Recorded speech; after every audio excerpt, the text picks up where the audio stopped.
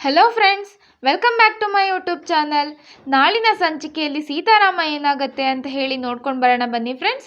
ಅದಕ್ಕೂ ಮುಂಚೆ ಯಾರ್ಯಾರು ಇನ್ನೂ ನಮ್ಮ ಚಾನಲ್ಗೆ ಸಬ್ಸ್ಕ್ರೈಬ್ ಆಗಿಲ್ಲ ದಯವಿಟ್ಟು ಸಬ್ಸ್ಕ್ರೈಬ್ ಆಗಿ.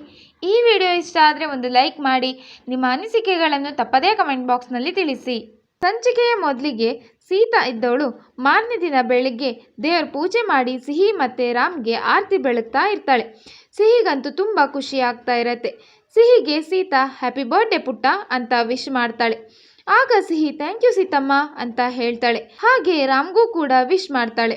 ಆಗ ರಾಮ್ ಇದ್ದವನು ಸಿಹಿ ಥರನೇ ಥ್ಯಾಂಕ್ ಯು ಸೀತಮ್ಮ ಅಂತ ರೇಗಿಸ್ತಾನೆ. ಸಿಹಿಗೆ ತುಂಬ ಜೋರಾಗಿ ನಗು ಬರುತ್ತೆ. ಅದೇ ಟೈಮ್ಗೆ ಸೂರ್ಯ ಅಲ್ಲಿಗೆ ಬರ್ತಾರೆ. ಅಪ್ಪ ಮಗಳ ಬರ್ಡೇಗೆ ತಾತನ ಕಡೆಯಿಂದನೂ ಶುಭಾಶಯಗಳು ಅಂತ ಹೇಳ್ತಾರೆ.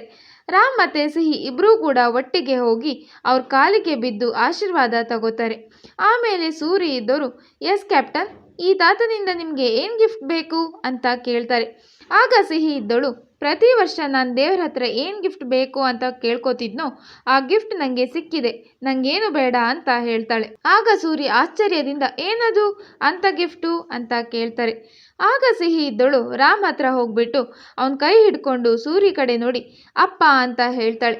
ರಾಮ್ಗೆ ಖುಷಿ ಜೊತೆ ಸ್ವಲ್ಪ ಬೇಜಾರು ಕೂಡ ಆಗತ್ತೆ. ಸೂರ್ಯಗೆ ಆಶ್ಚರ್ಯ ಆಗತ್ತೆ. ಮನೆಯವರೆಲ್ಲರಿಗೂ ಸಿಹಿ ಮಾತು ಕೇಳಿ ತುಂಬ ಖುಷಿಯಾಗತ್ತೆ. ಇದು ನಾಳಿನ ಸಂಚಿಕೆ.